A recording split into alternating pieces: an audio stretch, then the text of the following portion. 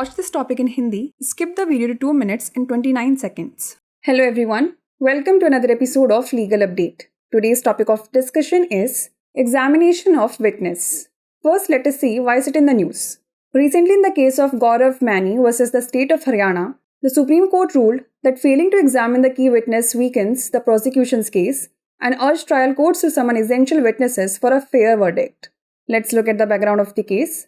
The absence of a key witness's examination was seen as a significant flaw, causing the Supreme Court to draw an adverse inference against the prosecution. The Supreme Court noted that the prosecution did not present the crucial witness. The Supreme Court also noted that the trial court failed to use its powers under Section 311 of CRPC and Section 165 of the Evidence Act to summon the witness. As a result, the Supreme Court gave the benefit of the doubt to the appellant accused due to the inadequate examination of the main witness by both the prosecution and the trial court.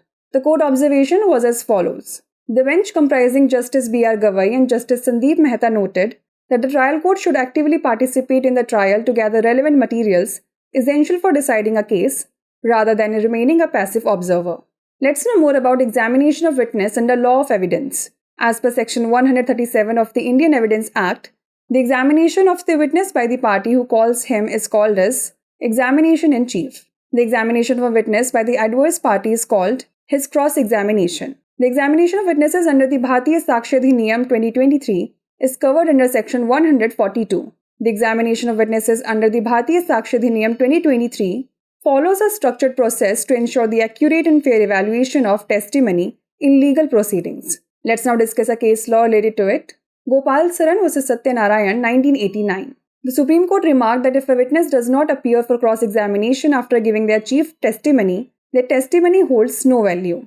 Before we wrap up, here's a question for you. Which section of the Bharatiya Sakshya Adhiniyam 2023 provides for the examination of witnesses? Section 140, Section 141, Section 142 or Section 143? Send the answer to this question in the comment section. Like, share and subscribe for more such content. नमस्कार, legal update programme में आपका स्वागत है। आज हमारी चर्चा का विषय है गवाह की जांच। सबसे पहले जान लेते हैं यह चर्चा में क्यों है।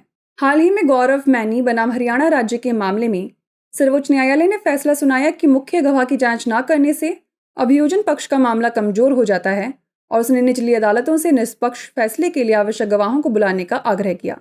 चलिए जान लेते हैं मामले की पृष्ठभूमि। एक प्रमुख गवाह की जांच की अनुपस्थिति को एक महत्वपूर्ण दोष के रूप में देखा गया, जिसके कारण सर्वोच्च न्यायालय ने अभियोजन पक्ष के विरुद्ध प्रतिकूल निष्कर्ष निकाला। सर्वोच्च न्यायालय ने कहा कि अभियोजन पक्ष ने महत्वपूर्ण गवाह पेश नहीं किया। सर्वोच्च न्यायालय ने यह भी कहा कि ट्रायल कोर्ट गवाह को बुलाने के लिए सीआरपीसी की धारा 311 और साक्ष्य अधिनियम की धारा 165 के तहत अपनी शक्तियों का प्रयोग करने में विफल रहा। परिणाम स्वरूप अभियोजन पक्ष और ट्रायल कोर्ट दोनों द्वारा मुख्य गवाह की अपर्याप्त जांच के कारण सर्वोच्च न्यायालय ने अपीलकर्ता अभियुक्त को संदेह का लाभ दिया। न्यायालय के अवलोकन की बात करें तो न्यायमूर्ति B.R. गवई और न्यायमूर्ति संदीप मेहता की पीठ ने कहा कि ट्रायल कोर्ट को निष्क्रिय पर्यवेक्षक बने रहने के बजाय मामले पर निर्णय लेने के लिए आवश्यक प्रासंगिक सामग्री जुटाने के लिए सक्रिय रूप से भाग लेना चाहिए। आइए जान लेते हैं साक्ष्य कानून के तहत गवाह की परीक्षा के बारे में। भारतीय साक्ष्य अधिनियम की धारा 137 के अनुसार गवाह को बुलाने वाले पक्ष द्वारा उसकी जांच को मुख्य परीक्षा कहा जाता है। प्रतिपक्षित पक्ष द्वारा गवाह की जांच को उसकी पूछताछ कहा जाता है। भारतीय साक्ष्य अधिनियम 2023 के तहत गवाहों की जांच धारा 142 के अंतर्गत आती है। भारतीय साक्ष्य अधिनियम 2023 के तहत गवाहों की जांच कानूनी कार्यवाही में गवाही के सटीक और निष्पक्ष मूल्यांकन को सुनिश्चित करने के लिए एक प्रक्रिया का पालन करती है। चलिए जान लेते हैं इससे जुड़े एक निर्णय विधि के बारे में। गोपाल सरन बनाम सत्यनारायण 1989। सर्वोच्च न्यायालय ने टिप्पणी की है कि यदि कोई गवाह अपनी मुख्य गवाही देने के बाद पूछताछ के लिए उपस्थित नहीं होता है तो उसकी गवाही का कोई मूल्य नहीं होता है।